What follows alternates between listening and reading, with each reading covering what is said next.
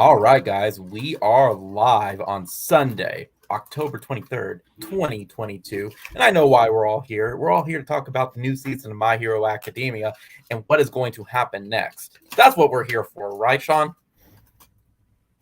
No, I don't watch My Hero Academia. No. I want to welcome everybody. I don't watch that shit. Of course, because you're watching more sophisticated stuff like Spy Family.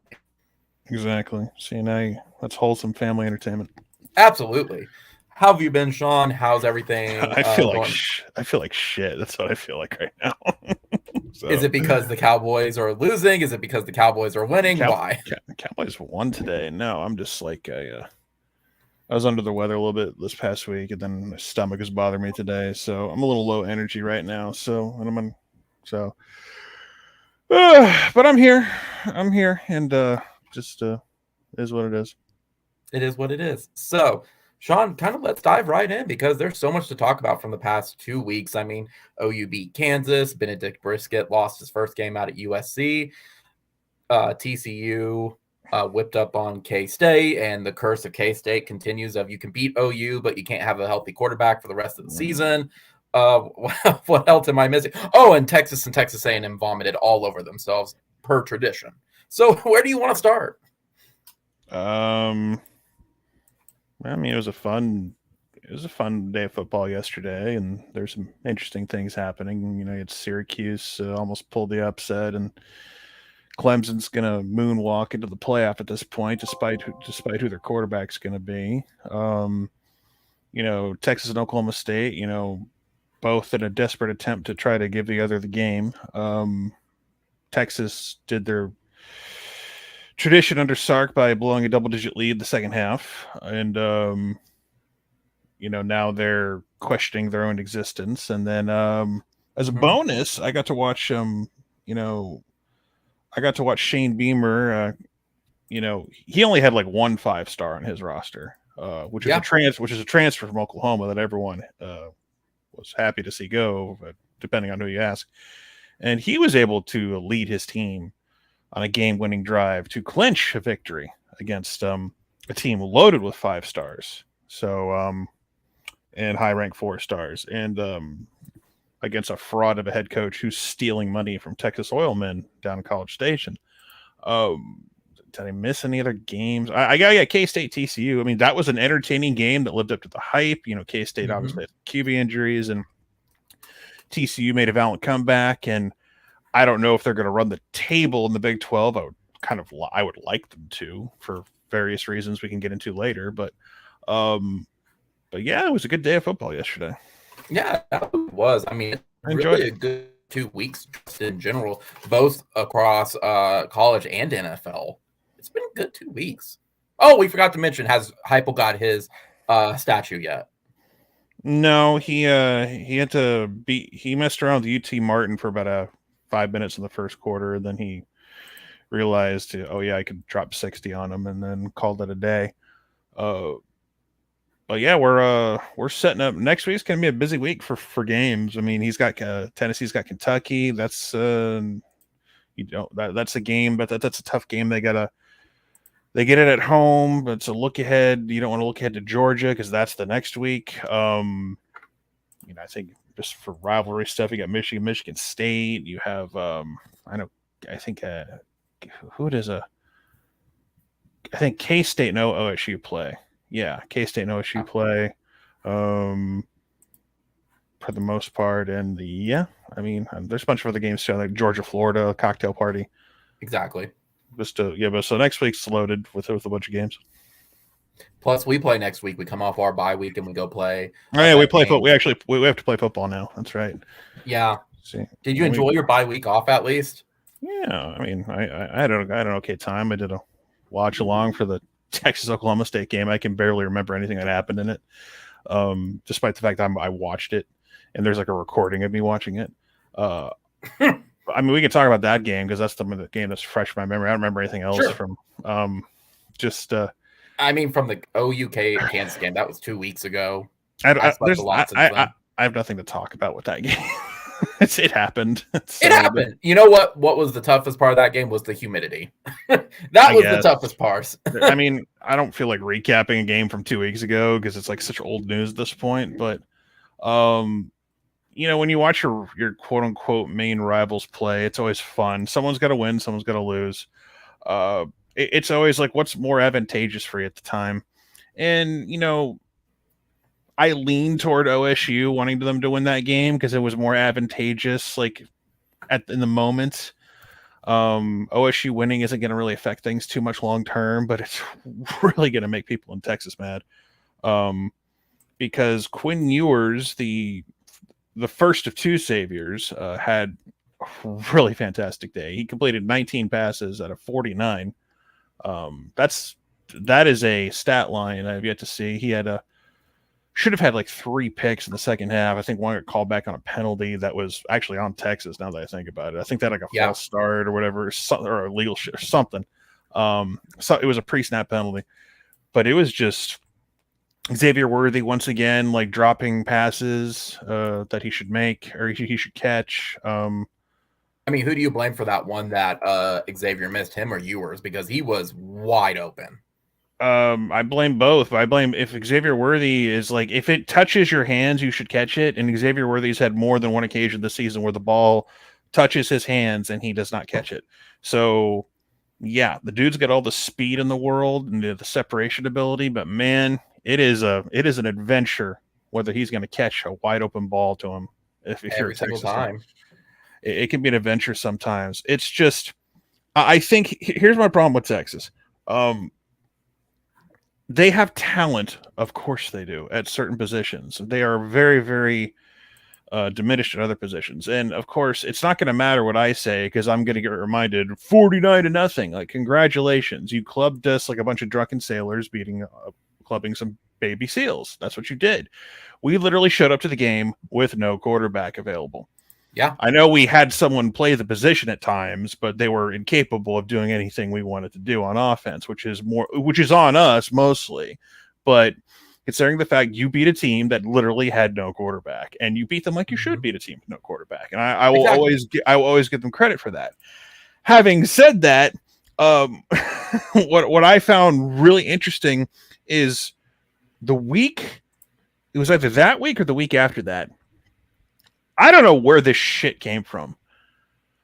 Someone put out into the ether an idea, and everyone just started running with it. Anyone who wanted to talk about it. Could a 2-loss Texas make the college football playoff?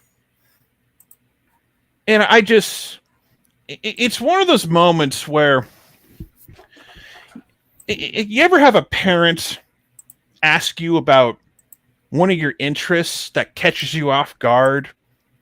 And the next question is, it's not that they're concerned about the content. It might be affecting you personally.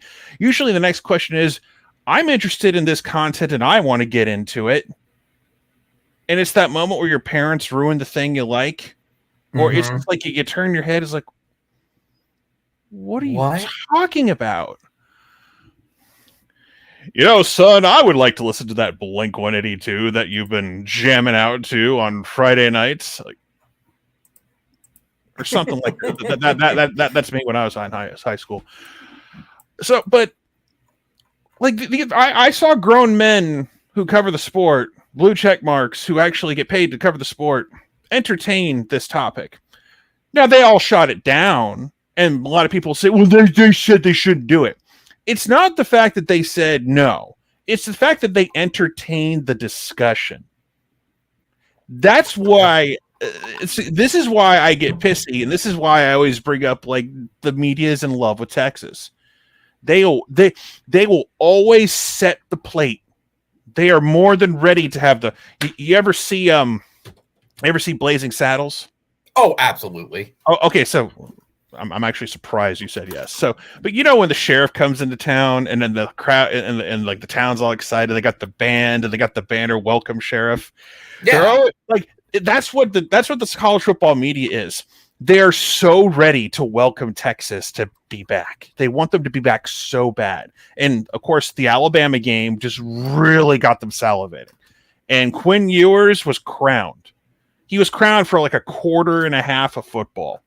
Yeah, because he was the next coming of Jesus Christ. He was crowned. He was good. And listen, Quinn Ewers has talent. I'm not going to pretend he doesn't. This isn't an Arch Manning thing. I've actually seen Quinn Ewers play and make some plays. Oh yeah, no, I agree because he throws a pretty ball. Like the problem is he's inconsistent as hell, and he looks like a dude who hasn't played a lot of football lately, which is true. And I'm not even talking about his injury. I'm talking about beforehand, because this is kind of, in my opinion, catching up with him. He needs more reps. I think he'll be better, but they're trying to crown this guy too early, and this idea that they're entertaining this conversation, and it's like, I just these. Just because someone asks a question doesn't mean you have to entertain it. I know why they do it, because they want clicks, because Texas will get them clicks. The conversation will get them attention. Right. But when I hear people actually ask this question out loud and entertain it, I know who you are. I know what you're trying to sell. Because they're not even doing it tongue in cheek. They're being serious. Well, I know. Well, no, I know where your narrative is. I always tell people, at least I'm wearing a hat and have a flag behind me, so you know where I'm coming from. Yeah. It's like, you can like accuse me of being a homer, but at least I'm honest about it. So I see this shit, and then it's like, oh my God, what's wrong with Texas now? It's like, what did you expect to happen? What changed? They almost beat Alabama. You know who actually beat Alabama? Josh Heupel, Tennessee. He beat Alabama.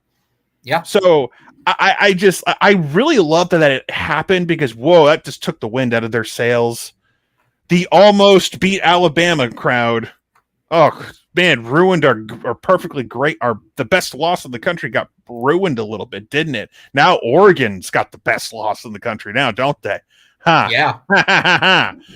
Maybe Michigan later in the year will have the best loss in the country. You never know. Or Ohio State. You don't know how that game's going to go, but I'm going to lean Ohio State right now.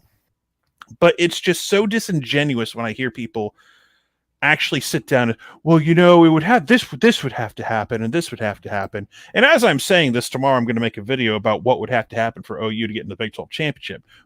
But at least you know where I'm coming from.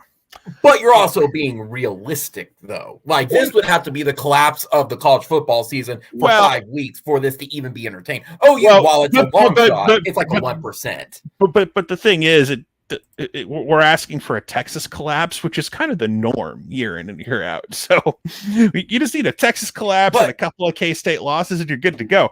But the point of the matter is that the media is just so... I wish they were honest with themselves and say, we want Texas back because it's more interesting for us to talk about. I wish they would just say it.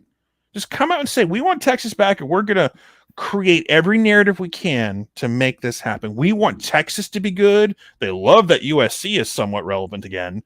They love it when Ohio State and Michigan are good. Oh, trust me, when Ohio State and Michigan are good, they can't wait to feast on that game in late November. They cannot wait. But yeah, it is just, it's to me, it's just, I don't expect Texas to do much. And like some OU message board guy who's known for just being full of crap and being this fake insider posted, I heard something about Arch going to contacting Georgia. That'd be fantastic. I don't care if it's real or not.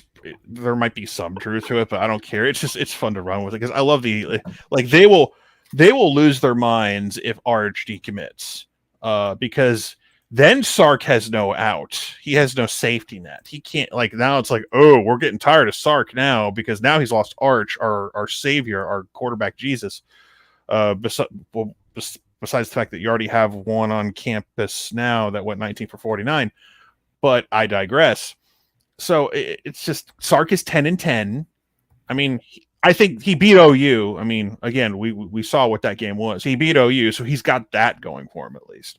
But this program is like getting tired. These fans are like, they'll beat OU once every 4 years. That's clockwork at this point. They'll get OU once every 4 years. The problem is that they don't do anything with it. Now, I don't know how much value it necessarily has this year, considering how things are turning out. Yeah, but it's still valuable for, recruiting purposes and rivalry purposes, and like, you have the trophy. You have a trophy in your case that you can be proud of on some level. But it's just, at some point, are you ever gonna? I mean, you've only been to the Big 12 championship game once since 2009. Granted, it didn't exist for a few years in between, but it's still only been there once. They weren't in the conversation, at least. I mean, like 2018, if they win a game, they're Big 12 champions. They did go on to win a Sugar Bowl. So again, Tom Herman, to this point, to this day, Tom Herman is still, just by that much, the best coach they've had since Mac. But again, I don't know. Like, I don't know what to tell people anymore about Texas. It's the same song and dance every year. Everyone thinks it's different. Every time there's a new coach, every time there's a new player, they always think it's something new. They always think it's going to be different. And same thing in College Station. I think it's worse in College Station because Jimbo is like, if I don't know what else you could say besides the fact that Jimbo Fisher is a fraud. I don't care. Oil salesman. I don't care that he has a national title. I don't give a shit. You know who else has a national title? Gene Chizik. He has a national title. Has one? Ed Ogeron. Yeah. Okay. But I don't care if you have a national title. Like, sometimes you're surrounded by people like, Gus Malzahn got a lot of credit for that. And Cam Newton, of course, but that's the reason they brought Gus back in like 2012, 2013 to fix that program. And he almost got him another one. Came close. Well, it's one of those too. Like, when the stars align, sure. That's the problem. They have the stars, ironically. They just don't know what to do with them. Yeah. You have all this talent that's just sitting there. Guys are hurt. I don't care. Defensively, like, Texas A&M is fairly solid this year. Offensively, the one thing your coach is good at, like, for example, Brent is struggling this year. He's a defensive guy with OU. The defense is struggling. It's a little bit of a red flag.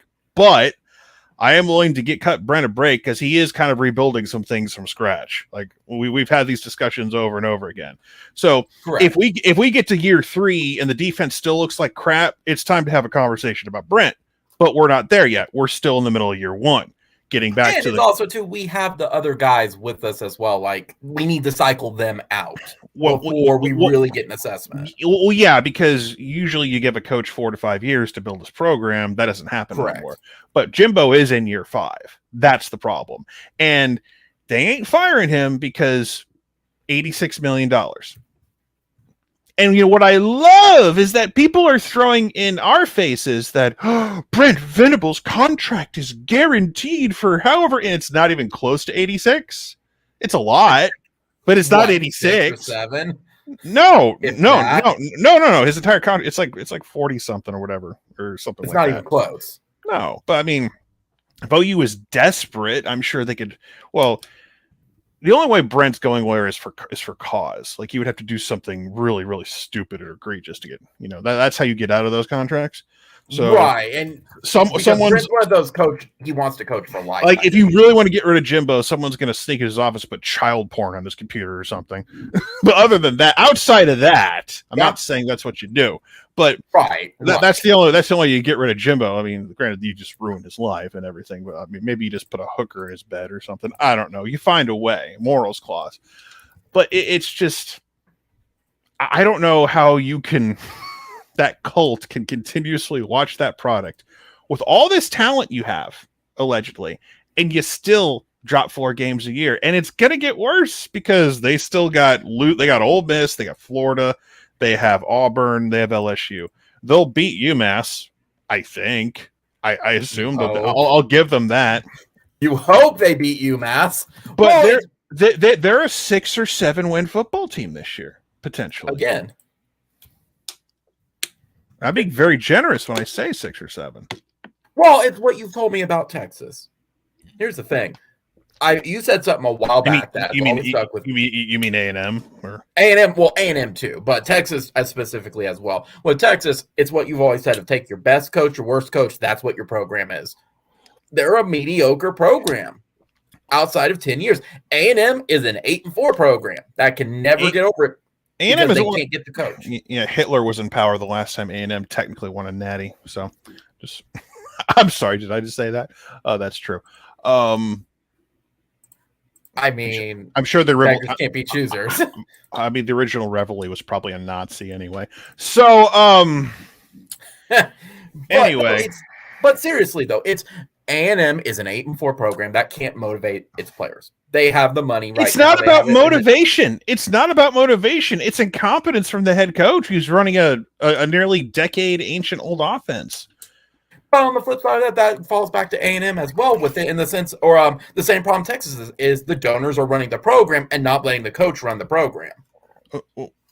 Here's the problem for Jimbo. Here's the thing with A&M. All the A&M sycophants before the preseason, they were hyping up this team this year. So there was no this is a rebuild bullshit. They were hyping up this team. The Billy Liucci's of the world were hyping up this team. Watch out for Texas A&M. And here's another thing. They are a stupid missed field goal by Arkansas away from doinking at literally the top of the upright. If it's over a few more inches to the inside, to the left, and goes in, they're a 2-win football team right now. Yeah. 2 wins. And what are those 2 wins right now? If we take away, I'm actually curious. I gotta look. I am too, because I'm trying to think off the top of my head. I know they had some garbage game that they won because they lost. Sam Houston State's won. In Miami. Okay, I'll tell you something else. The signs were there. I watched that Sam Houston State game. The signs were there. They could not move the football. That game got delayed by weather. I remember I'm remembering this now because because Sam Houston moved the ball up. It's I think he's having trouble moving the football a little bit on Sam Houston State.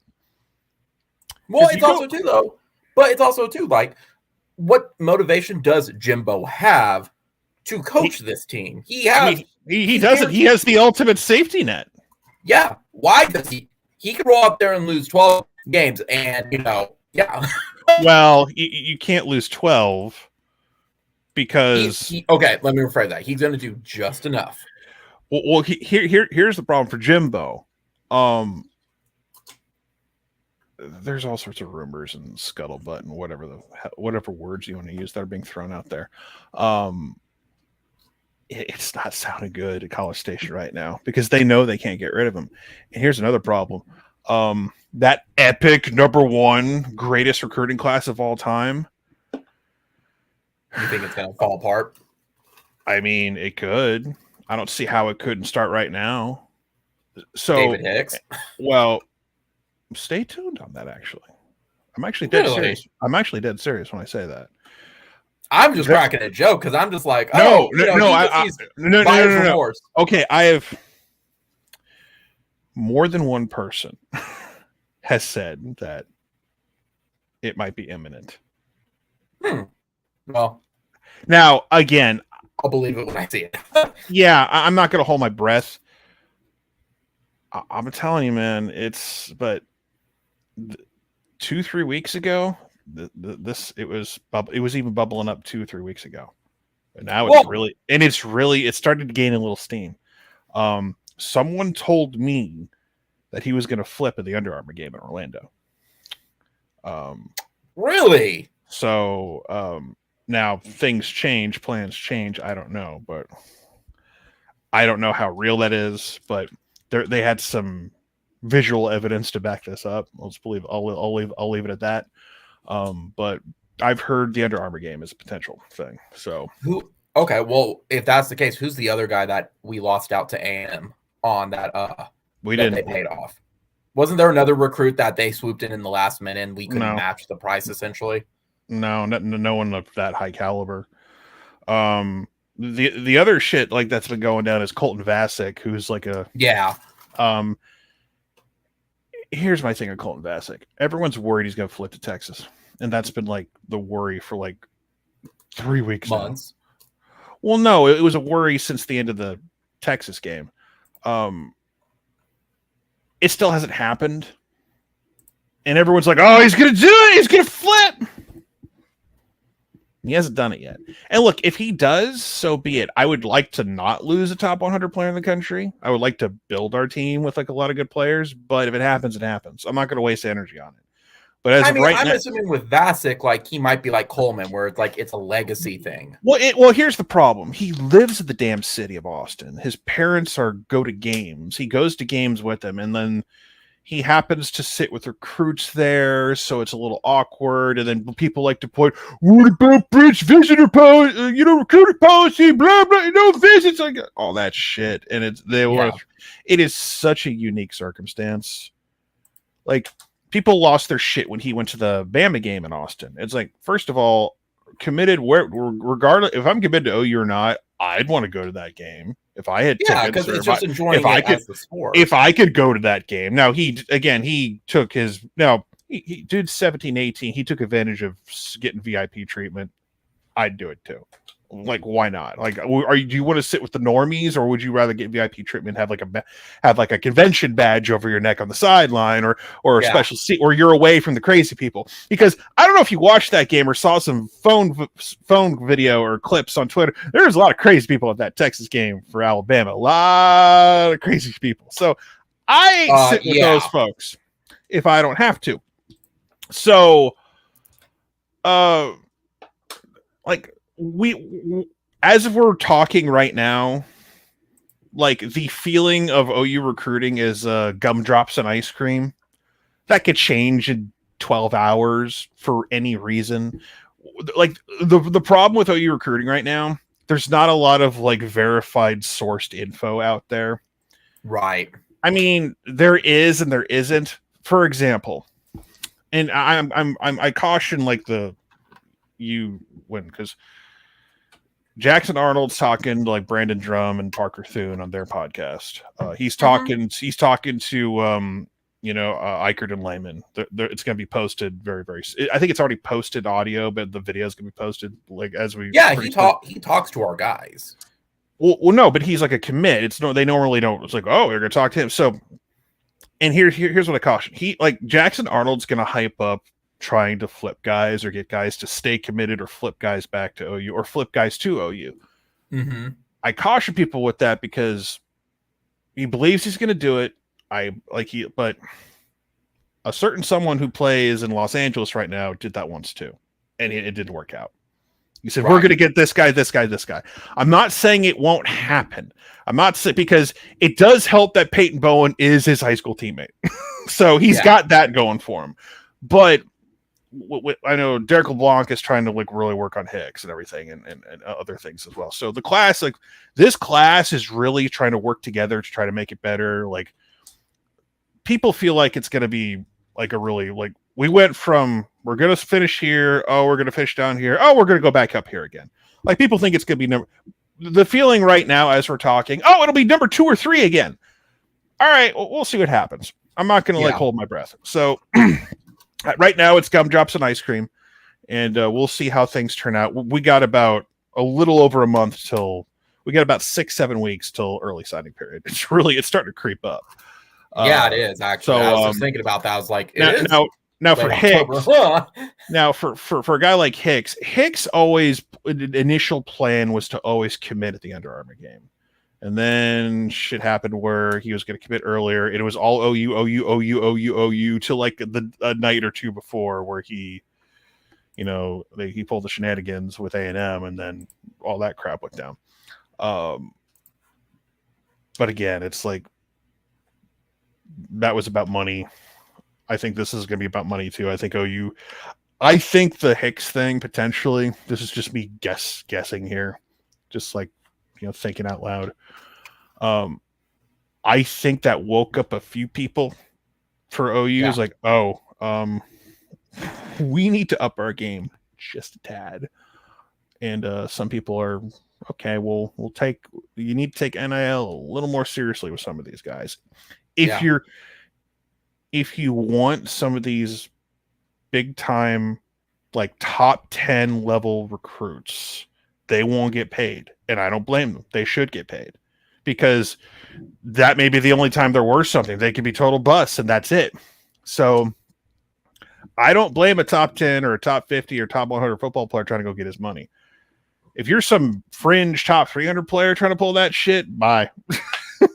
It's like, I'm not saying you shouldn't get some NIL deals or whatever. Like General Booty has an NIL deal. He hasn't played a snap worth of damn at OU yet, so he's literally riding on his name. And good for him. I'm not a hater. Like, good for him. He should do that. I'm just saying, it's like, dude, he's got NIL deals. He hasn't really played a snap, and people want him to play a snap at some time. So that's a whole nother topic for another time. So it's just, with recruiting for OU right now, like, things are on the trending up.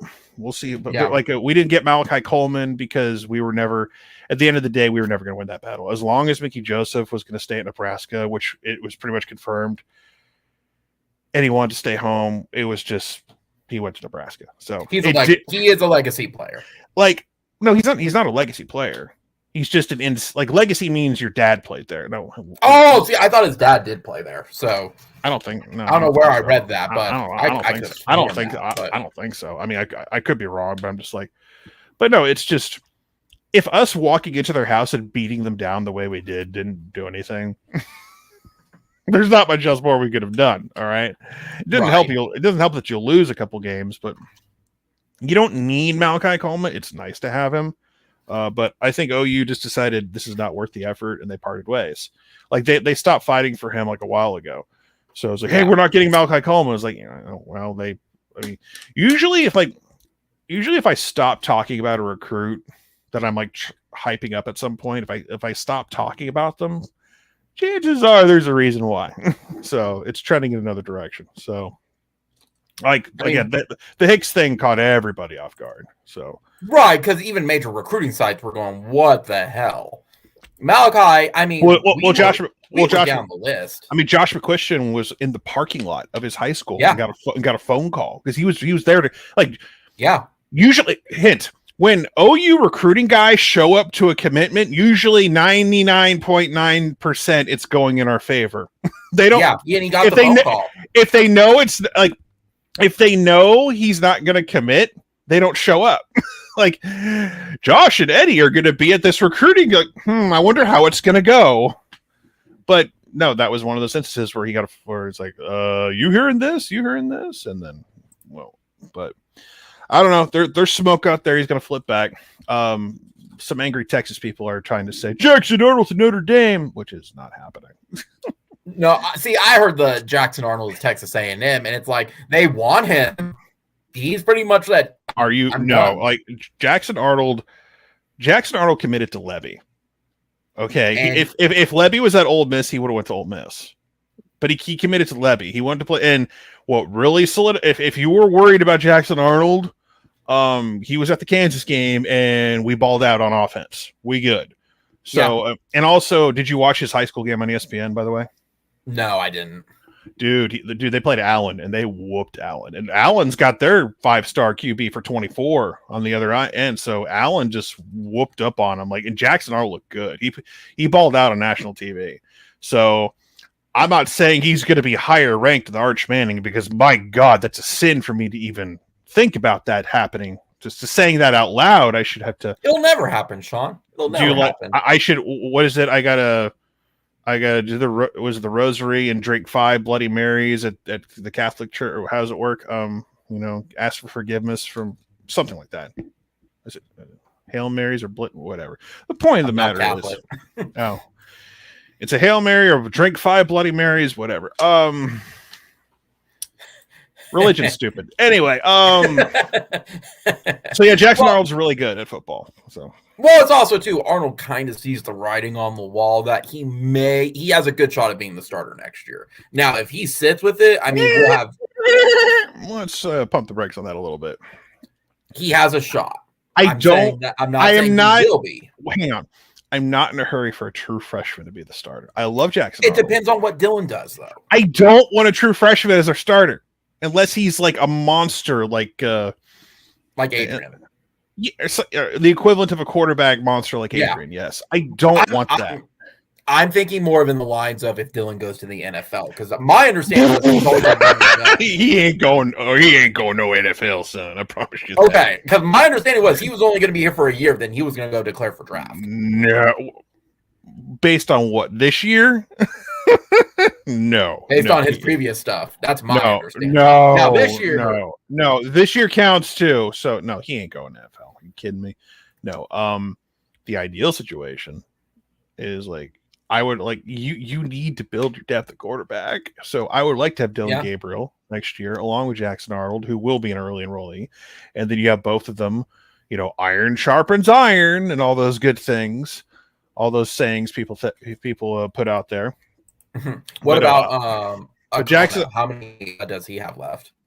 Who's a what now? Who's a who? Weston men visits does have left. You're breaking up. What did you say? And Weston was mentioning how many visits does Akana have left as well. I have no idea. Oh, you're talking about like the linebacker, defensive end, or whatever, Akana? Probably, yeah. I don't know. Like I haven't really looked at his visit. Like, I know he's not done, but I know he again. It's a guy that I could see ending up here. I just don't have anything to tell you. Update. I know he's gonna probably take a few more visits, so as he should. But I know Cade McDonald visited and had a good time. So he's a guy we really need some interior guys, and he's a guy I would love to get. His issue is potentially staying close to home. So Clemson's a big threat there. But speaking of that, man, Syracuse had it. They had it. And then Clemson decided to talk about that game already. But I don't know, like people are, feel okay. I'm feeling good on Cade McDonald right now. Akana, we'll see. I feel good about him at the moment, but I just don't have anything off the top of my head of where that's trending. Right. But it's like Peyton Bowen, it feels like it's trending back in our favor. Again, as it's been, it feels like we've been waiting on Peyton Bowen to flip since like January. I'm not joking when I say that. Like it's been like all year. It's like any second now, Peyton's gonna do it. Peyton Bowen's gonna do it. I really want him because I watched him. Dude, he had this amazing like kick return against Allen, and it was. You need to go look up highlights of that game, and not just watch Jackson Arnold, but you need to watch Peyton Bowen's like return. Yeah, and you're just like, oh, he's gonna get tackled. Oh, he's gonna get tackled. Oh, but it only in a high school game would that happen. But it's like, oh my god, it was so stupid how it just like, okay, he's getting tackled here. No, okay, it was like the slowest developing kick return I have ever seen. It was either punt or kick return, but it just like, okay, he's going to be out of. No, he's still moving. He's still.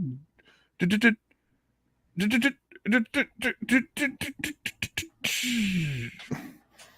scores. It was amazing. I really want Peyton Bowen badly, because we need elite safety help. Like, and speaking of which, there is word around the campfire that we may be getting Billy Bellman back this week. Oh, thank goodness. We need maybe. Now, don't say that it's not a guarantee, but we need him back against Iowa State. Like, well, I know we can handle Iowa State, but Iowa State is like, don't let their record fool you. All their losses have been like by that much, and they're playing us. So I am not like I'm just gonna say I'm glad that's a kickoff at 11 a.m. because weird things happen at Ames at night, and it used to be a Thursday game. That was just asking for bad juju. Well, we've had weird things happen in the middle of the afternoon at Ames anyway, regardless of what year it is. But that's fair. It's just I would like to see if we've got our shit together a little bit more, and we play some decent football, and we can win, and then we can start this train, and there's this road potentially back to 9-3, which is not what I predicted. I was like a 10-2 guy, but 9-3 was always kind of possible. But if we went 9-3 after the buzzsaw we went through those 3 weeks, I would take it. You know, you asked me earlier, chance at playoff, but you don't know if you're going to get there, or guaranteed Big 12 and New Year's 6. and I said playoff, I was a damn fool. So I'm just saying. Well, I made a video about this. I said, if you were guaranteed a Big 12 championship in New Year's 6, would you take it? And everyone's like, no, go for the players. Like, okay, all right. I mean, everyone's like, no, and to an extent, I agree with the sentiment. You don't want to like settle, but based on everything that's happened, they would kill for that right now. I absolutely would. But to be fair, go ahead. No, I was just say, I don't know how I'm going to construct this, but tomorrow we got I'm going to make a little silly little video, and I'm going to make it once a week as long as it continues to be. Sure. I mean, number one, OU's got OU getting to the Big 12 championship game. It sounds really stupid, and it is. It really is. But it's really not that crazy if you think about it, because the Big 12 for the first time in a minute feels like they don't have a team that's going to dominate. Now, TCU, I would prefer them to do that. I would like number one, obviously Oklahoma's got to win out. Go 9-3, right? So you take care of that. I would like for TCU to win out. They don't have to, but I don't want TCU losing to anybody left on their schedule. Well, if they want to drop to like West Virginia or Baylor, fine. If you want to lose one of the Baylor. That's a rivalry one. No, I don't need TCU to lose. I need There's two participants in this Big 12 title game, so I'm picking the path of least resistance. TCU is our friend in this situation. So TCU beat K-State, which I think works out better for us because TCU, like if TCU dropped a game to West Virginia this week, I'm not going to cry. You don't need it to happen. But it's not going to affect things because West Virginia doesn't beat them in the head-to-head. Well, no, West Virginia's so far down, they're not making it. Well, we're going to play West Virginia anyway, still, and like it's not going to matter. Like, right? OU's got Iowa State, West Virginia, Baylor, Tech, and Oklahoma State, and not in that order. But for TCU, you want them to beat Texas, and you want them to beat Texas. At this point, you need them to beat Texas. That's the one game you need. You need them to beat Texas at this point. That's all. That's actually all you require from TCU. They can lose to Baylor because we play Baylor still. Baylor needs to lose another game, but we already play them. So the only game you need from TCU, go to Austin and win. Considering how things have gone, I think that's very feasible. For Oklahoma State, we play Oklahoma State still, so we would give them an additional loss, but they would need one more for the tiebreaker for a conference loss tiebreaker. So you need OSU to lose another game to someone else. Who might that be?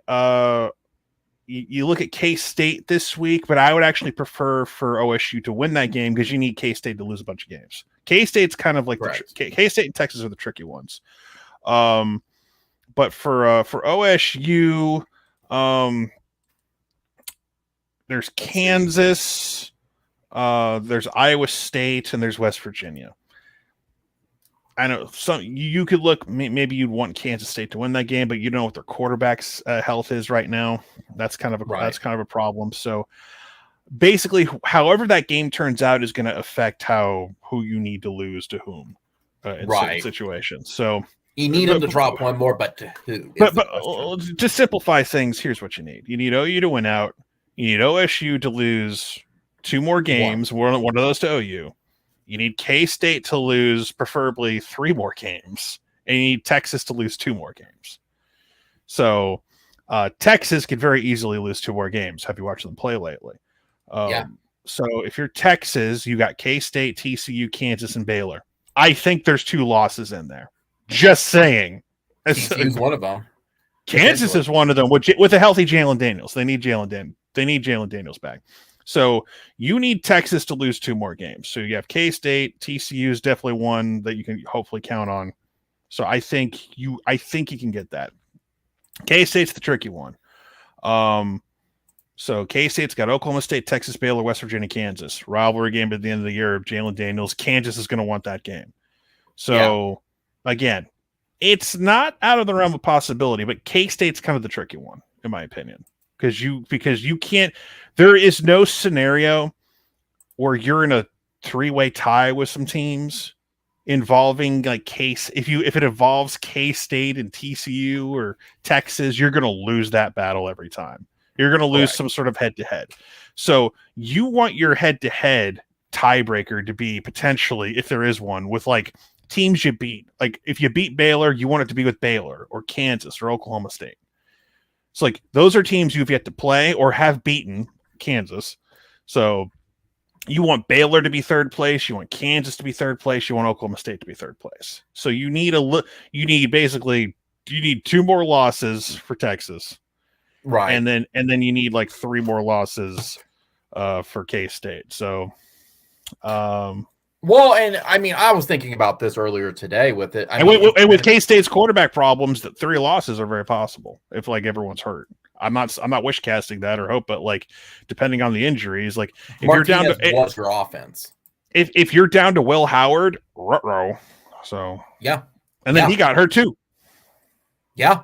K-State, I mean, it's the same thing. And I thought about this, and I wanted to pose that question to you as well. Do you think OU is a much better team, and we just happened to hit the buzzsaw with those 3 back-to-back? Because K-State, we lost a heartbreaker at K-State. Look, Texas just got us at the perfect opportunity, and TCU is the team that's just destroying I don't think we're a great team at all.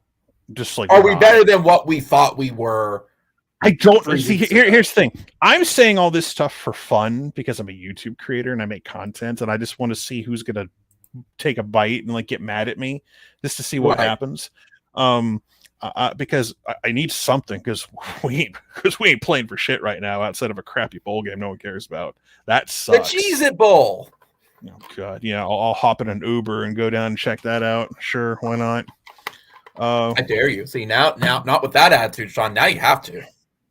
Yeah, I'll go watch them play Pittsburgh or whatever, or Syracuse. Well,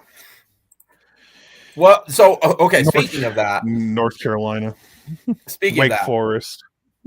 How likely is it that OU and Texas are staying in through the Big 12 through 2025? Hang on. It's almost impossible. It's not impossible at all. What are you talking? K-State has quarterback injuries, and Texas is Texas. Yeah.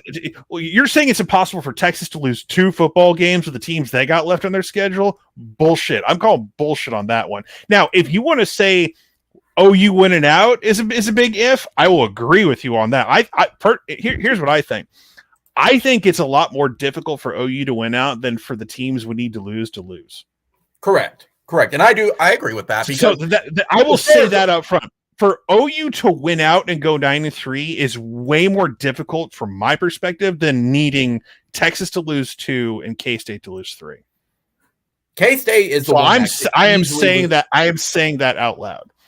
So, but K-State also, again, has quarterback injuries. Like, that's the offense. They stalled. Yeah, and they got to go play OSU, who, they have their quarterback injuries too, but you need OSU to drop another game as well, besides losing to Oklahoma if they do this. So, again, I'm just having fun with this. Right. I'm not going to be, I'm so disappointed. I'm just going to go week by week and see what needs to happen. And if it's still viable, I'm going to play because I ain't got nothing to lose. There's no, we talked about recruiting a little bit, but it's all smoke and it's Discord message board fodder. There's no real meat to it. So, for me, content sucks right now. I don't want OU to suck or have a mid-season. It's boring. To be fair, at least you're throwing stuff out there. Man, I have to feel bad for Carrie and stuff who are struggling to come up with content as well. Those 3 weeks must have been hell for those guys. Nah, I don't feel bad for them. No. But no, it's Texas to me, looking at their schedule, I think TCU can beat them. Now it's in Austin, but they're doable, and Kansas is at Kansas. Well, TCU has Sonny Dykes just has that team just now. Granted, K-State gave him some problems, but those might be the 2 best teams in the Big 12 this year. So K-State K-State and TCU. So for that game to go down the way it did is not shocking. Quentin Johnston is a beast. But again, the quarterback injuries for K-State really hurt them, and TCU was able to come back in the game and win, which I think was because if K-State had won that game last night, like the scenario would be you need TCU to collapse. And I think it's way less likely for TCU just to completely and utterly collapse than for K-State, especially considering where they're in right now. To be fair, TCU's credit, Max Duggan has really stepped up versus like bro is great. And here's the thing. TCU, they're a playoff contender if they went out. Now, if they drop a game, they're not because their name's not OU or Texas. I'm just being honest. Yep. The only team that has that benefit with the one loss right now is Oregon because everyone's universally. No. I think Oregon needs help. But they've lost only one. They've had the mulligan. But Josh, you can't get your ass handed to you in your one loss, regardless of who it is. I know it's Georgia. Even in week 1, though? No, you can't. No, you can lose, but you can't get your ass kicked. Remember a couple years ago when Ohio State was like one loss but got left out? But when did they lose that one? I'm trying to remember. But they lost to Purdue on the road, and Purdue beat them by 4 scores. Yeah, but it wasn't that the middle of the season though. But again, my point stands. They got their asses kicked. You can lose a football game, and you can lose one game and get in the playoff, but that one loss, regardless of who it's against, you can't get your ass kicked. Like Ohio State lost to a 5-7 Virginia Tech team. OU lost to a 5-win Texas team, but it was like a close. The committee will forgive close losses to almost anybody. If you get your ass whipped, and it's like if they're really looking boom boom, and they're comparing you to other one-loss teams, especially if you're not a conference champion, they're not going to take you. So. Again, like Oregon needs help. I know they look good right now, but they still are you going to put them number 4 against the team that whooped them by 42? You're not. You're not going to do that. And look, Oregon fans, we're a different football team. We're this, that. And I believe they are. I think Oregon is better right now than they were in week 1. It is a lot to ask to go. You're going to go to a neutral site in Atlanta and play Georgia. Good luck, Dan Lanning. But yeah, Oregon's a better football team right now. But the Pac-12 with UCLA losing, they need help. I think USC as well. USC threw up. No, I think SC has a better chance to be a one-loss conference champ to get in than Oregon, in my opinion, because their one loss was on the road late against Utah. It was a close. Well, to be fair, Utah was not going to lose that game. Well, no, that they had painted helmets of fallen teammates who died tragically. It's like God was not going to allow them to lose that night. It would be very cruel. It was pre-written that they're going to win that game. But in all seriousness, it's just SC. It's the Lincoln Riley formula. We lost a close game on the road or at home, and we're going to win out and try to get in. But Ohio State looks unbeatable. At this point, I really think Ohio State's winning the national title as far as I'm concerned. You know what's funny? I have a guy. He's a good friend of mine. Is he delusional? He is chest pumping Illinois. Like they're gonna make it, and they're gonna be. I'm like, bro, you're getting the privilege to get your ass whooped by Ohio State. That's what it's coming down to. You ain't beating Ohio State. I mean, are they even on the schedule? I know they play a rivalry trophy sometime. No, they're not even on the schedule. So, I mean, he's thinking Illinois is going to win the West, which technically they're in first place. So, yes, his. Ohio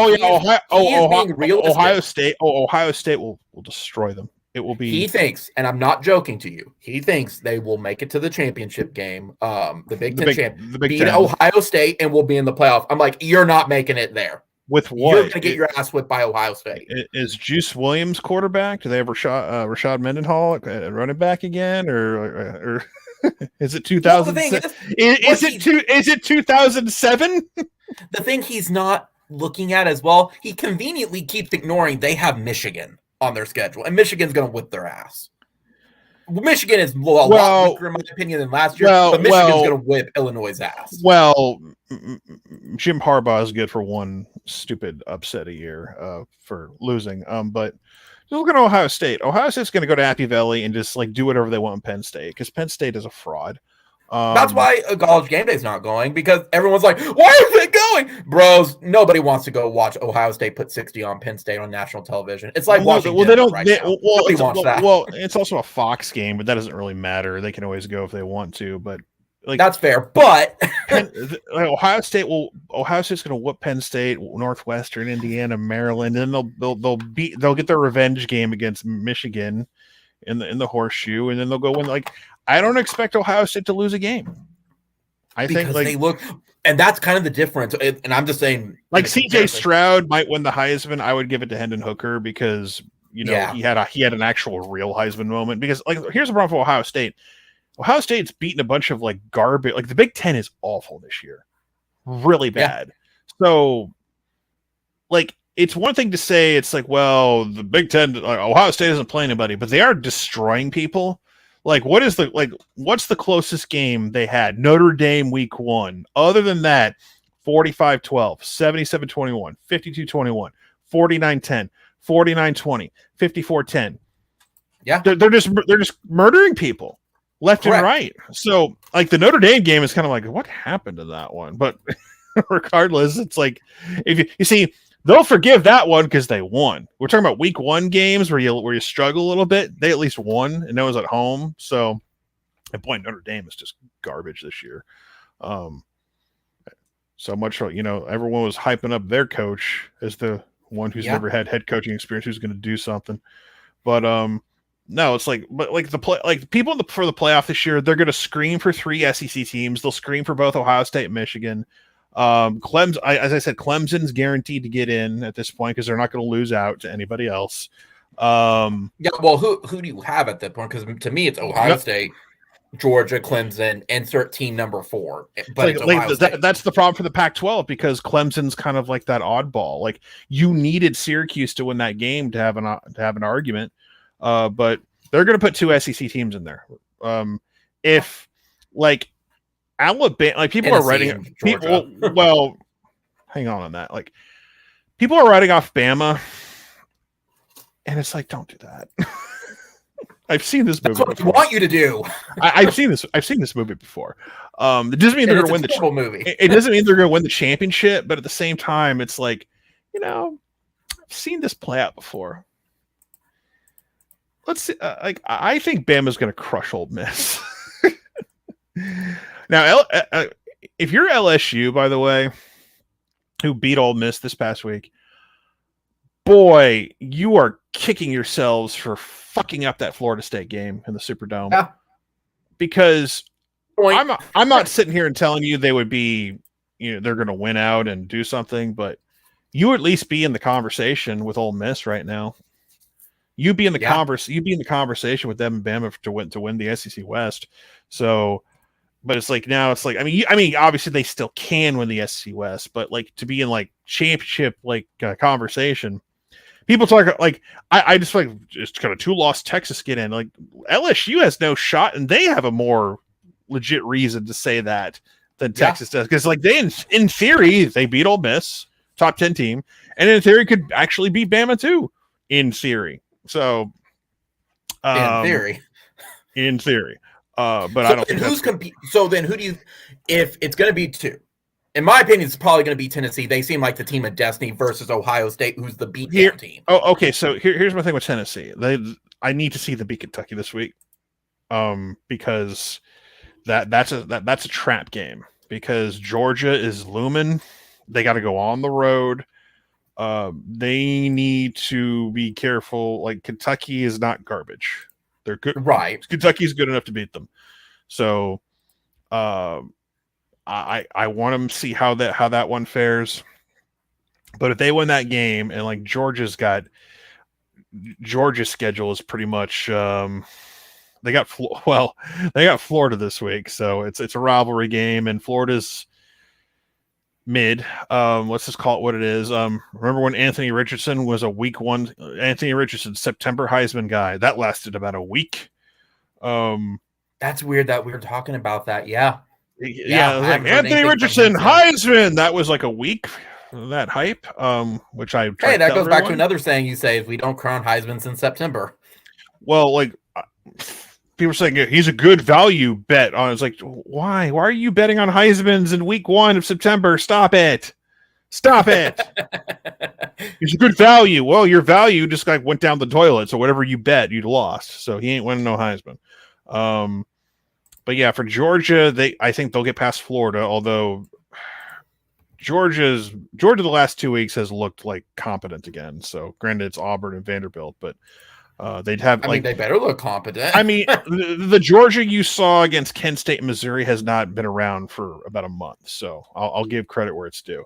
But I'm sure but they got that Florida Tennessee back to back is tough. I know some Georgia fans looked at that Mississippi State game as the one they were going to potentially lose this year as a one-loss team or whatever. Yeah, I think I would throw. I think Tennessee's the more likely one, even though that one's at home. I think Kentucky's more like Mississippi State is like, ugh. We couldn't score a point against Texas. They could barely. I think they actually did finally score against Bama. That was just a slow, methodical loss. To Alabama. It was I had that game on for a little bit last night, and it was just yeah.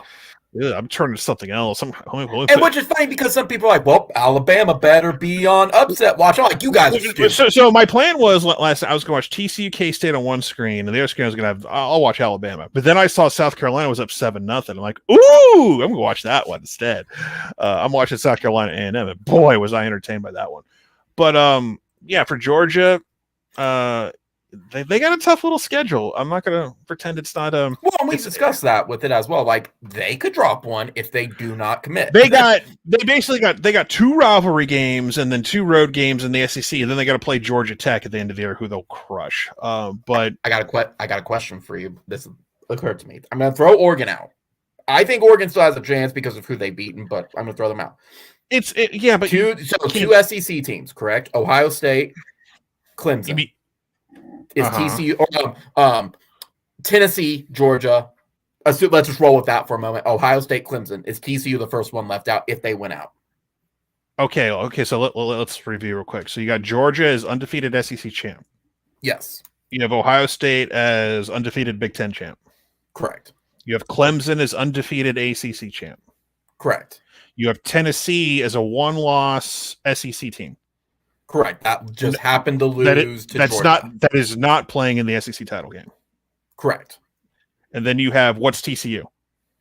TCU would be number 5, undefeated, win out. They're over to Tennessee. You think they'd be over them? Okay. Because I thought about that, because if we're going to SEC teams, who do they have to bounce? Because so what you're telling me is that if Georgia's undefeated, they probably beat Bama. Oh, yeah, I expect them to beat Bama. Okay. I mean, that game's a coin flip to me in my head right now. Which is fair. I'm just putting a scenario out there. Like, what you don't want to happen is Georgia beats Tennessee, then loses to Alabama. Then you have 1 loss Tennessee, 1 loss Georgia, and 1 loss Alabama. You probably take Tennessee because they're the darlings right now. Well, as of October 23rd. How are they darlings on December 4th? You know what I mean? So, or December 5th or whatever. So, I'll put it this way. Then fine. We'll say Georgia wins out if Tennessee is not picked. Would TCU, if they went out over Oregon, went out? Because Oregon does have the better wins. Okay, here's the thing. An undefeated Power 5 champion is not getting left out over a one-loss team. Like, never. It's never going to happen. If TCU runs the table, like, let's pretend that Oklahoma magically makes it that game. The same thing, we get our asses whipped again by TCU. If they're undefeated, they're in. They are not leaving out Power 5 champs that are undefeated. Not happening. Tennessee is a great story, and people will scream about it and talk about how they beat Bama, but TCU will be undefeated. Texas A&M did that too.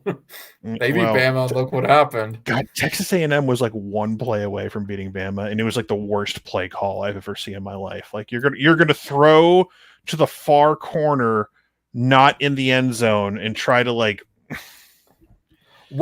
Anyway, what was it? It was like it wasn't it this weekend where it was like the quarterback on like 4th and 7 ran it out of bounds. Why did you run it out of bounds? Oh, I felt like it in the game. I don't know what game you're referring to, honestly, but who am I thinking of? There was a game yesterday. I don't know. There's so many games yesterday that I tried to keep an eye on. Anyway, but no, like the only way it gets interesting is if TCU drops a game and wins the Big 12. I think they're in trouble then, but no. The Pac-12 needs teams to lose. They need Clemson, Ohio State. They need these teams to lose. The Pac-12 title game is going to be interesting this year because they don't have divisions. So you're going to have the two best teams, like the Big 12. So you could have SC and Oregon play, and whoever wins that game is going to get a really big boost on their resume, more than likely. I still think SC has like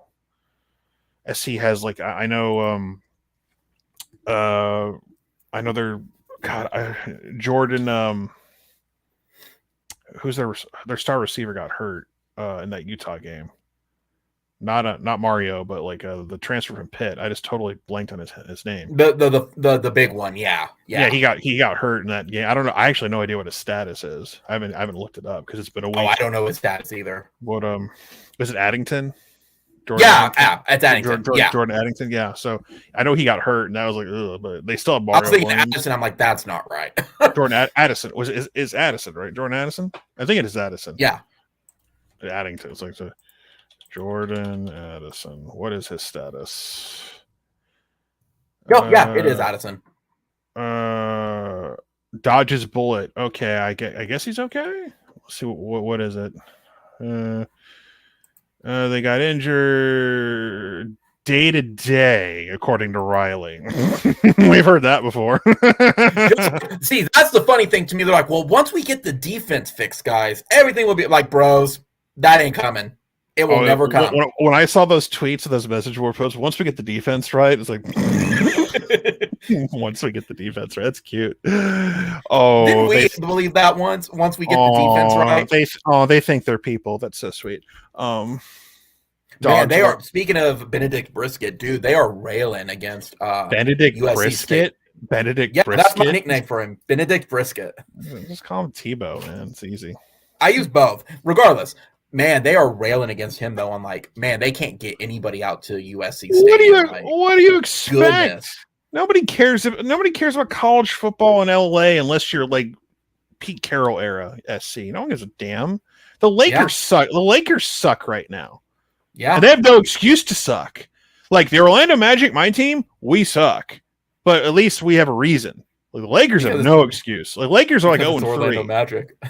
Well, we have like the number one player into the draft who's actually playing like the number one player in the draft. Thank God, so far. Knock on wood. I'm not. Yeah, it was Georgia Tech, by the way. It was that quarterback. He's like, I just wanted to end the game.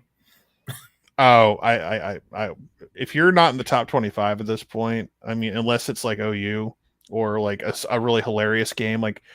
And by the way, South Carolina is ranked now because they're 5-2. So congrats. Which is funny because they were looking like garbage in the first couple weeks. They looked bad. Again, Beamer's rebuilding this thing, man. It's going to take a minute. So yeah.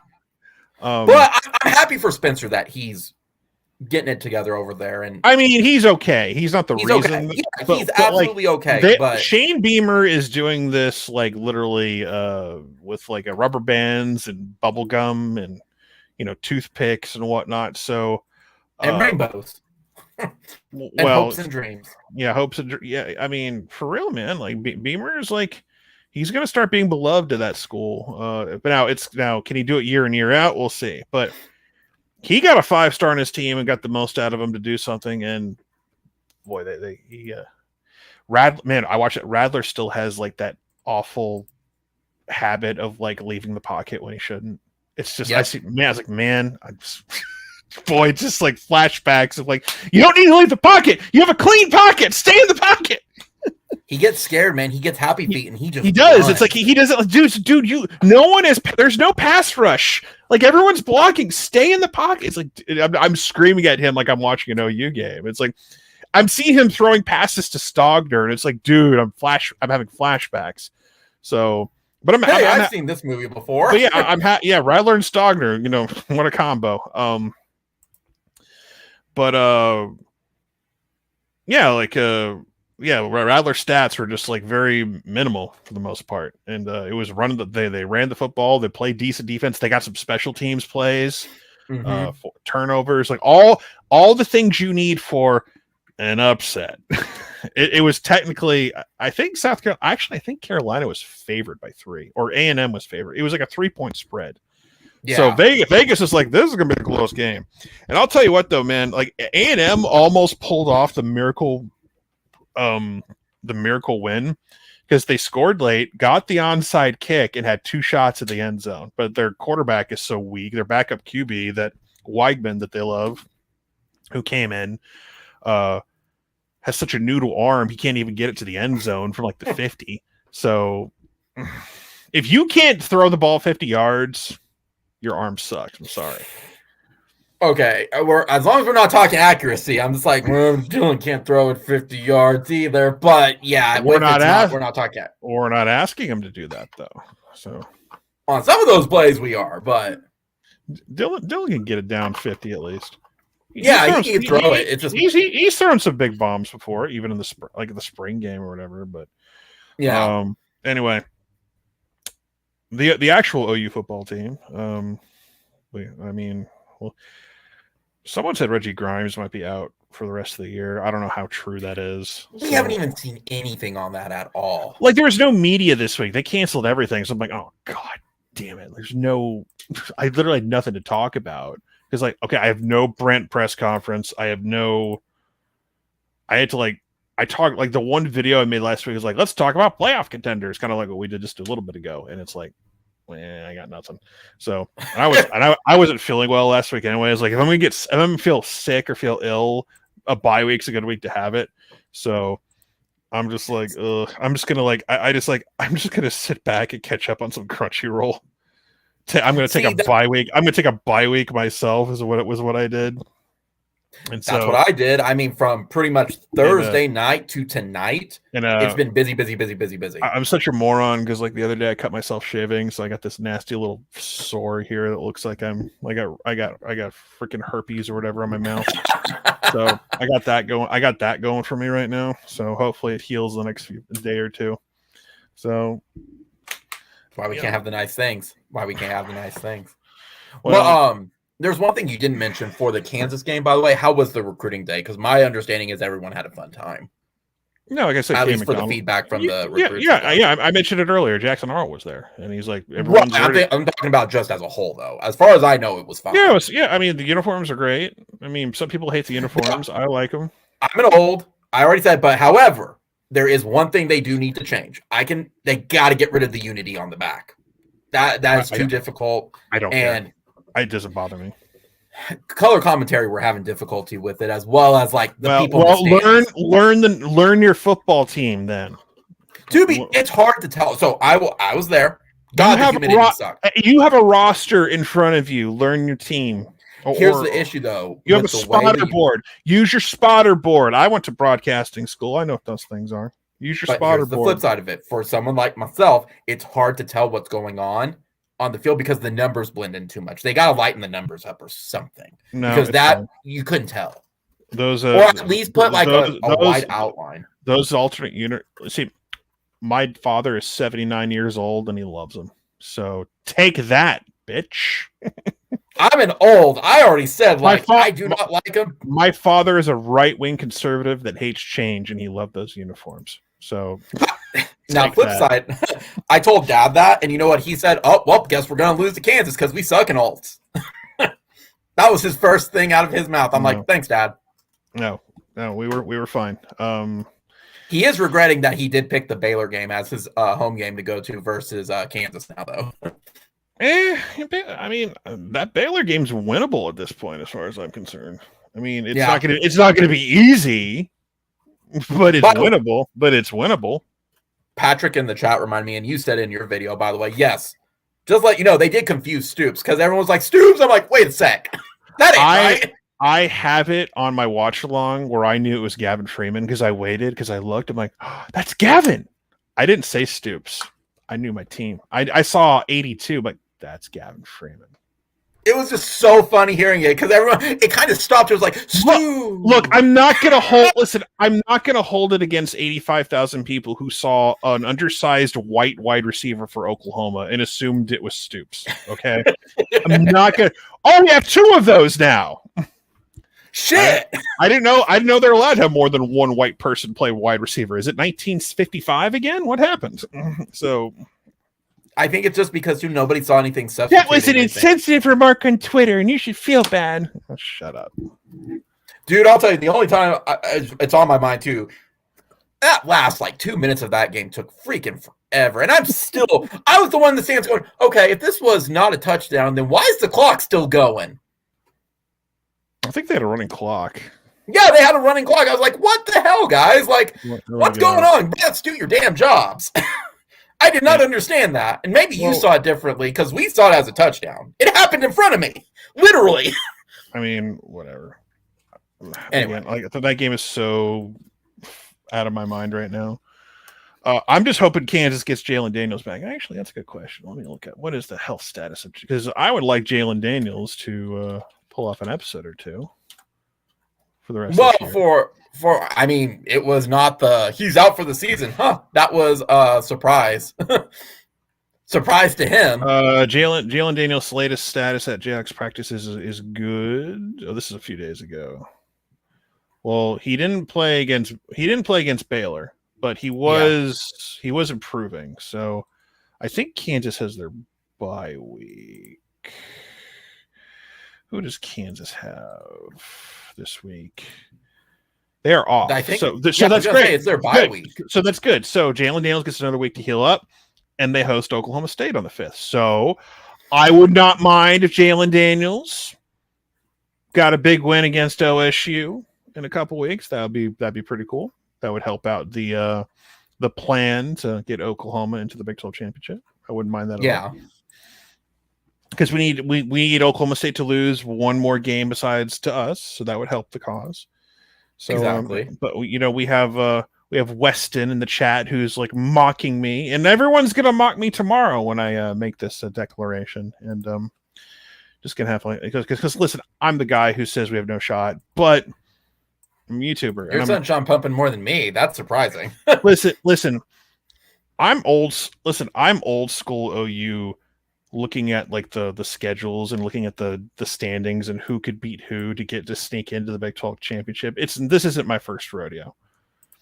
Back in 2006, Nebraska could beat Texas maybe, or Texas A&M could beat Texas. That could happen. And it did. Texas A&M in 2006 beat Texas last week of the season, and we will go to the Big 12 championship and play Nebraska. And they were so pissed about that, if I recall correctly. Dude, I did this for 2005, 2006, definitely 2008. Because it's a lot harder when you have divisions and you have to have teams within your division, do certain things or whatever. It's just all these stuff. But now, it's easier now. Top 2 teams get in. So, ironically, anyway, there's nothing ironic. I'm just shit's popping in my head right now, but yeah, it is what it is. Well, but at this point, though, we face Iowa State. Well, we're going to play Iowa State. I mean, they could change it in the next 5 days, whatever. But we're gonna play.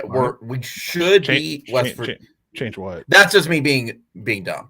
So we should beat West Virginia. So. We should, at minimum, get to the bowl eligibility. Let me school you. There is no should with this team. There is no should. So, as much as I'm having fun with the scenario talk and just being silly, there is no should with this team. The word should be, shot out of a cannon out of your head into a dumpster or into outer space. There is no should with this team. So, whatever you saw 2 weeks ago is not guaranteed to show up this week in Ames. So that's fair. So should be not be in your vocabulary. Again, I would like for them to win out. I think they're capable of doing it. But should? No, let's not go with should right now. Let's okay. I would love for Eric Gray. I would love for Eric Gray to keep running for 200 yards a game. That'd be great. But I don't think that's going to happen against certain teams. I would like for the ball to be spread around to everybody on the offense like it was a couple weeks ago. That would be great. Will it happen? Who knows? I would like for Billy Bowman to be healthy and play this week, potentially. I'm sure we will hear about his status on Tuesday. If someone's responsible and ask the question at the media availability. But who's going to be the responsible person? I don't know. So, I miss. You need to block some bots. I miss Al Eschbeck being like. Al used to go to the weekly press conferences. Yeah, and Al was always the first question. And you know what Al did? What's the injury situation? Whether you love or hate Al Eschbeck, God bless that little gremlin. God bless that old little leprechaun of a man. First question he would always ask Bob, what's your injury situation? Boom. He knew, he's like, he ain't here to fuck around. He's like, I know you got a left tackle who sprained an ankle against Texas Tech last week. I want to know his status. And you know how Bob would respond. Of course, he always did. Right, but he gets them on record. Because sometimes Bob will throw a curveball at you and say, oh, he's good to go. Because you never know. You have to ask. You have to ask the question. So, but we don't have people who do that. The person who should, you get the dumb one like Trammell who asks the stupid questions anymore. So we don't have the people who do that. Well, every local media is different. You'll have the thing with local media for some people. Everyone's got a story they're trying to write. They have they have an idea in their head. They want to tell me your thoughts on so and so because they have they have a story they want to write. They want here's a story about when he coached against this guy. They were best friends growing up in the same high school class or whatever. They have something in their head they want to write and they want to quote. So some guys are not like, I need to know the status of your punter this week or the kicking game or, wide receiver health or whatever. So it's not guaranteed to go down like that. So anymore. To be fair, it's also too, they also don't want to get in trouble with the coach. And that's why they always play. Why? Okay, but there's nothing disrespectful about asking an injury situation. You're not being disrespectful. That's what I don't. Hey, what's the status of your? Hey, coach, what's the status of your quarterback? Is he going to play this week? It's like Sark a couple weeks back, getting pissy with the media when he throws out this little nugget. Oh, all three of my quarterbacks are practicing this week. Well, how does Quinn look? Is he do that? You guys, I'm not going to tell you. There's a reason you're not practicing. Motherfucker, you just said all your quarterbacks are practicing after Quinn got murdered by Alabama. And you're saying he's practicing with his injury? Oh, I told that to Garrett when I had him on. It was he's like, start getting mad at it. Dude, you just told the media that all your QBs are practicing, and you're getting mad and snippy at them. Because what did Garrett say to that? Because he's like, I agree. Yeah, the reason I like Garrett because he's a grown up and he's along board Cowboys fans too. He's a Texas fan. He's a grad. He went to school there.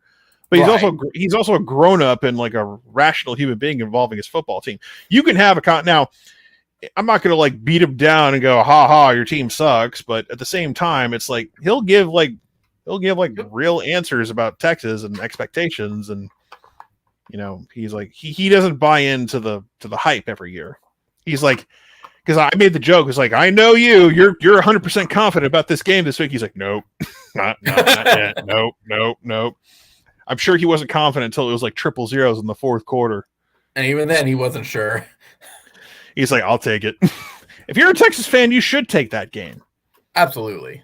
I mean, some people are going to, champion that win for years to come, and I'm sure I go for it. But, they took out 4 years of frustration on us. Sure, but what it is. That game is going to matter more or less depending on what happens next year. Because here's what happens. Because I was thinking about that with Tennessee. Because here's what happens. If OU wins next year, gets the hat back, and it's whatever, any type of win, it's and the regular wins keep happening with OU, they'll point back to that as well, we know why Texas won that game. That's what the narrative. We know why. What happened? Quarterback was hurt. They were just inept on offense. It was horrendous. It was awful. Yeah. But if Texas continues to Texas needs to start stacking wins for it to mean something long term. Or it's just, whoa, what's this anomaly where Texas wins 49? Oh, quarterback was hurt. It's been, okay, they could.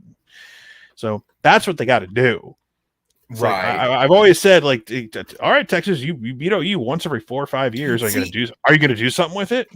See, and that's the funny thing, and I yelled at on it where everyone was touting like after we lost to Texas, they're now leading us in the all-time win. I'm like, guys, it's going to go back and forth for a good while. They've always led us in the all-time wins. We're never going to catch up to them in my lifetime, probably. So no, we were like number 5. Like we tied them, and then I'm sorry. You mean like with everybody? I thought you meant the head-to-head. Oh no, yeah, all-time whatever. Oh yeah, I'm talking all-time, not just the head-to-head. But it's like, guys, that's going to go back and forth for a good while before a clear cut kind of takes the lead. Well, we'll see what happens at the end of the season. We might have a couple game lead, but things turn out. But right, because they beat us and like, they lost again and it tied. But they got like 66 wins all time against us. We have 50. So it's going to take, in my lifetime, I might be on my deathbed the day OU might, if they ever catch up and they take the lead or tie it or whatever. So. And what a glorious day that will be. Yeah, I will be old and decrepit and leaving this miserable world with put a big middle finger on my tombstone. Well, knowing people I know, they'll cremate my ass. I know that's what's going to happen. That's fair. We're not going to bury your fat ass. It costs too much money. It's cheaper to burn your remains. Getting morbid on a Sunday night, but it's almost Halloween. We're about a week away from Halloween tomorrow. A week from tomorrow. So yeah, and you're a heathen who doesn't like Hocus Pocus, so I will judge you for that for forever. Well, you got your crappy little sequel that everyone hates. Apparently, people hate. It's okay. It's okay. It's cute. It rides so much on nostalgia. Oh, you don't say. It's like. I told all you people who like that movie, the only reason you like that movie is that damn song. That's the only reason you like that movie. I genuinely like it because it makes sense. It was silly. The sequel. The only thing the only thing people talk about from that movie is that damn song. They can't name anything else of note that's noteworthy from that movie. They can't do it. They don't do it. Oh, I'm sure you could, Mr. Superfan, but like whenever people bring up this movie, they always talk about that song. Hush, little children, dude. That's all they know. That's all they quote. That's all they give a shit about. And it's like, okay, you like a song that lasts a minute and a half that leads into the third act of the movie that most of you don't even remember how it ends. So screw you, Hocus Pocus sucks. I'm the exception to the rule because I know that movie front to back. Thanks, sir. You know what was a better 90s family children's Halloween movie? You know what was a better family was it one actually in a theater or was it on the Disney Channel or something? No, because it was actually like the whole movie. First of all, give me some goddamn credit. Of course it's in a theater. I grew up in the 90s. Everything worth of note was in a theater. Are you going to try to guess it? You're not going to know what this is. Yeah, because I'm going to say if it's Alien Resurrection, I'm going to drive down to Orlando. No, I said a family film. That is a family film because it was in the 90s. I said a 90s Halloween movie, a family film, or a kids movie. Casper. That's actually a good guess, but no. I don't consider that a Halloween movie, but you could. But no, this one is actually Halloween. Nightmare Before Christmas. No. Okay, so I'm taking care of Casper. Hey, I got credit. You said that was a good guess. Casper is actually like because when I was a kid and I had a crush on Christina Ricci but who didn't? Yeah, but she's technically older than me, so it was cool. It was fine. There's Nightmare Before Christmas. Like my first celebrity crush as a kid was Addams Family Values, Christina Ricci. That was like I was like. Wednesday Addams. Yeah, Wednesday Addams. And when I was 12, and she was like, hell yeah, love me some Wednesday Addams. And then you see her in Casper. It's like, yep, that's my. I didn't realize until I was older that it was that was my Hollywood girlfriend as my sad pathetic existence. So Well, apparently, I'll tell you, it's not Beetlejuice because that's apparently not family friendly. Well, plus that's in the 80s, and it is not family friendly. I got in trouble with my stepmother one time for quoting a certain line in that movie that you're only allowed to say once in a PG-13. I got in trouble one time. I was not allowed to watch that movie for whatever reason for a little bit. Let me guess. It's Edward Scissorhands. I'm running through my list. That's what's that? That's a family-friendly movie. No, it is not. It's Tim Burton.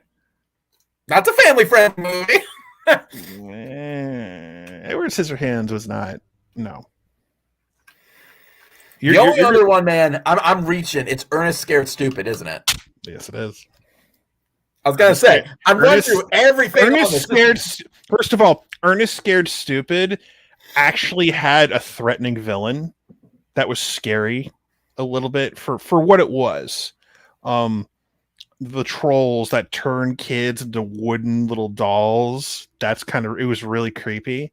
Like they steal your soul and they turn you into a little wooden doll, and like they had to fight them with like it was like the reason they had the crazy voodoo lady. It said, the only way you can defeat the trolls is like from the love from a mother gives to her child, and it was like milk. They filled up a bunch of squirt guns and super soakers with milk to take down the trolls, but the head troll did this spell, and the milk didn't work on him anymore. And then it's like it was down to Ernest versus the main troll to take him down and to save the day. So yeah, Ernest Scared Stupid better than Hocus Pocus. I've said it here. It is confirmed. I'm just happy I guessed it this go around because I was like, because you were Googling 90s Halloween. No, because I had the list. The only other one was Ernest because he had like Ernest Scared Stupid, Ernest Saved Christmas. That was it. After that, it's like did you know and Gremlins. Did you know that Ernest Saves Christmas was filmed right here in Orlando? No, I did not know that. It was filmed right here in Orlando. Like it opens up in the Orlando International Airport, and it takes place here in Orlando. So that was back. There was a period in the late 80s where Orlando was they were filming stuff here. They like Hollywood Universal Studios down here had a little lot where they could film. They had some stages where they could film some stuff. So they filmed some TV shows down here. So for a brief moment, how you see Made in Georgia. That used to be us for a minute. Nice. Yeah, we used to be that. Well, like I wouldn't have guessed that. There was a Superboy TV series that was filmed down here in Orlando. What moved it? Was it just? Well, no, it just ended. It had 4 seasons. No, I'm talking about to film in Orlando, like I don't know, like locations. I don't know, tax benefits went away or something. That's what I was thinking. Like, was it tax benefits? But yeah, no, it was the Republicans took back control or whatever. I don't know. Time to go to Georgia. Yeah. Well, I don't know. No, but I was thinking, I was just like, if it's not that one, there's a really funny like fake trailer for the city of Orlando. Is it like the Baltimore one? The Welcome to Baltimore? I don't know, but it's like a fake thriller trailer for like Orlando, like the things you see in Orlando. And it's like little things if you've lived here and seen here. Like we have like the little lake downtown where you ride on the swan boats or whatever. Yeah. I love that they made this like we have a soccer team now. It's like, are we any good? We don't know. Just like little things like that. And it builds up. It's like dun dun dun dun dun dun dun dun, or and at the very end it goes Made in Georgia as a joke. The Orlando Made in Georgia. Got this American flag made in China. Yeah. A lot of people be waving flags. It's early voting this week for here, so all your American flags you're waving made in China. Yep. Bro, dude, I'll tell you too. It's a toss up here. Speaking of which, I have to tell this, and I have to tell it on stream. Well, I'm trying to catered. Well, I'm trying to vote. And I mean, yeah, I know. It's like I know all the Oklahoma has like.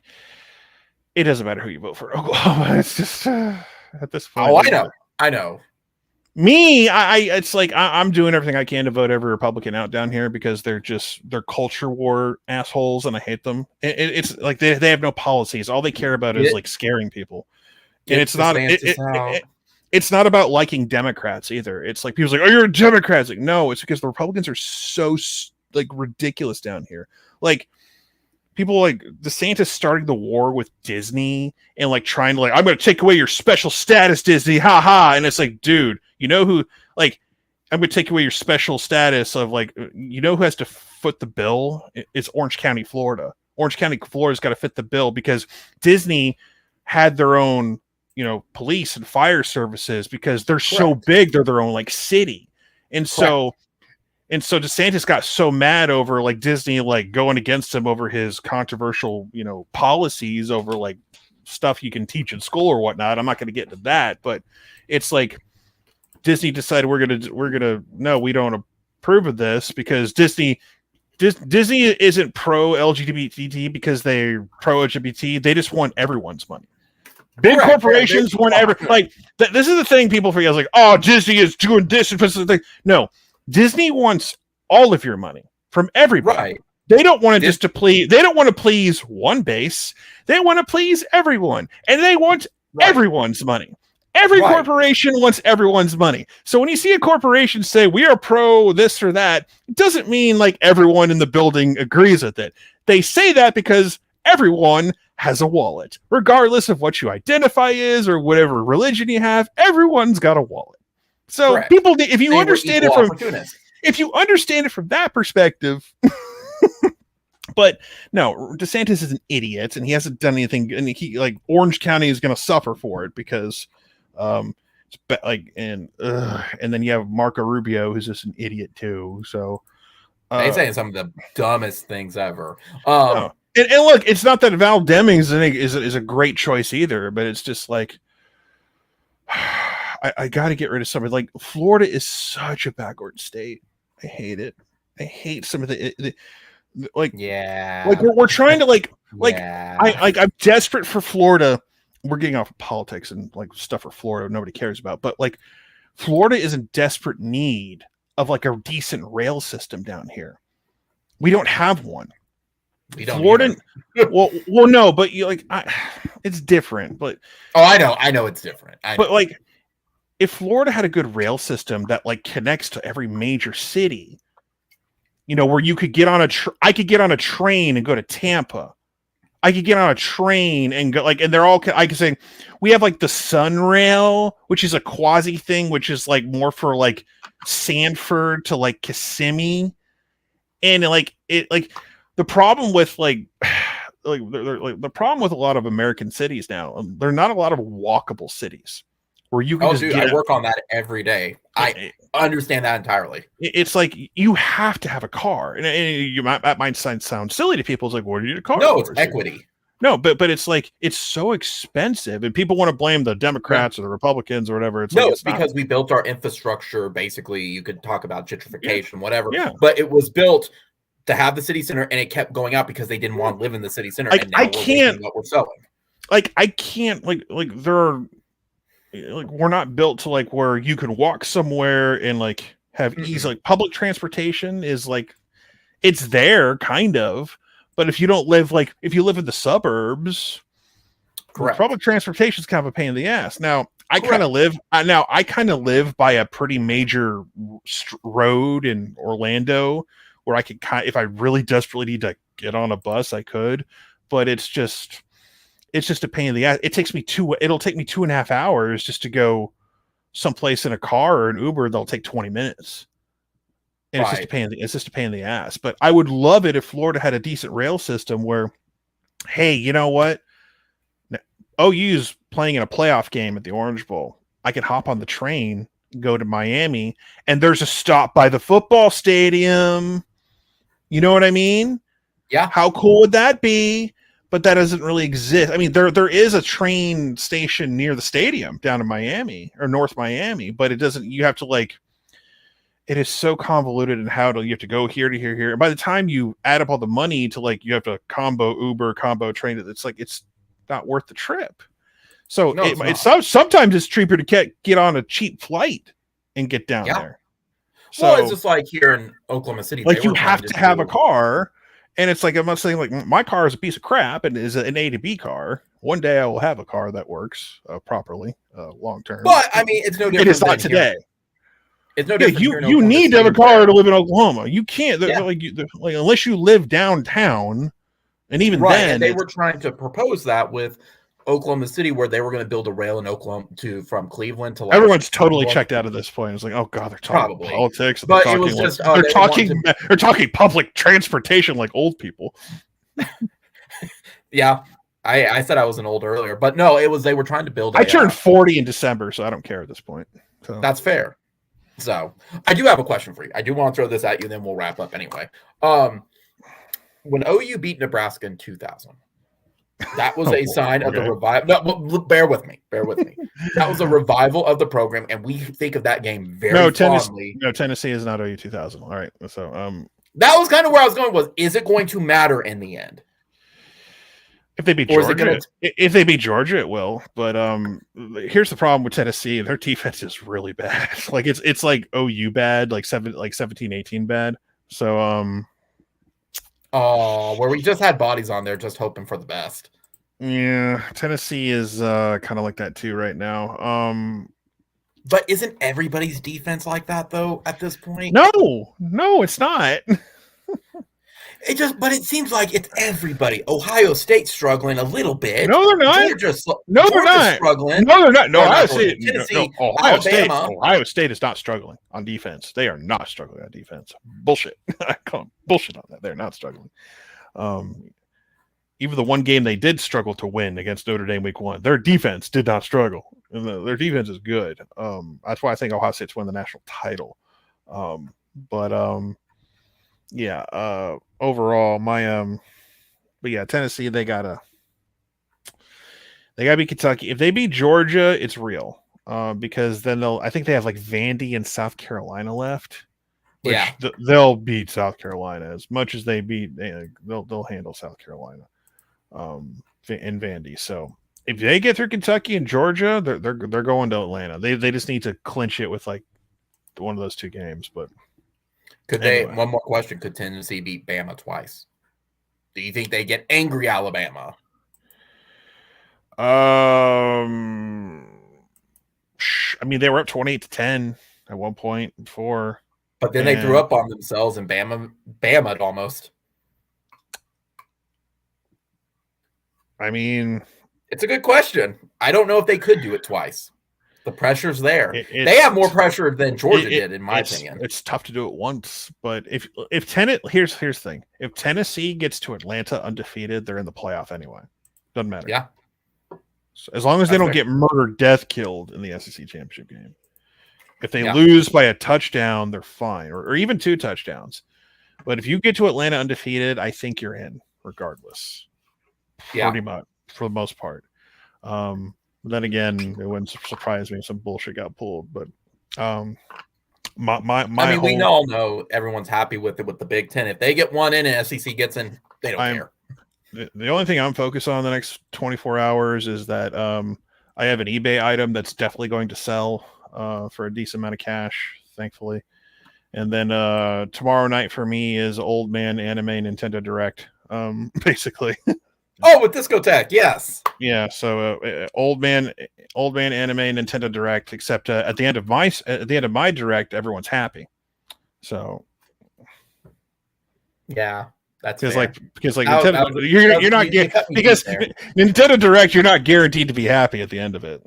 Yeah. That's fair because everyone's either very happy or they're bitching. There is no middle ground, just like why people didn't like the Smash stuff. So damn Sora. Shouldn't be in Smash, and I stand by that. Anyway, so they've already promised like 3 things that people are going to be very happy about, and when they say promise, they usually live up to that. So, we got Ursa Yatsura announced at Otakon this year, and it was great. Everyone's happy. Yeah. So, and that should be announced again. Well, it won't be announced again because it's already announced, but it's right. But Sean, let's wrap up for tonight, though. Let's wrap up. So, thank you for coming on again. We've got more politics. More politics. We could talk more politics. I could do that for hours. Please vote the Republicans out. Whatever you do. Absolutely. I agree. I'm on the record saying it. So, They're, Sean, I they're want to thank you for. They're all crazy people. I hate them all. Yeah. Yeah. Sean, I want to thank you for joining me tonight. I want to thank the chat again for joining me. Be sure to comment, rate, subscribe, like, hit the notification bell when I upload video or when we go live. So next week we'll be recapping Iowa State. Hopefully we bring home another W and we're one step closer to at least the 6 win minimum. So yeah, win number 5. Let's go get it, yo. And then come home and beat Baylor. Woohoo. Yep. So everyone, I hope you have a good night. Boomer Sooner, only one, and I'll see everybody next week.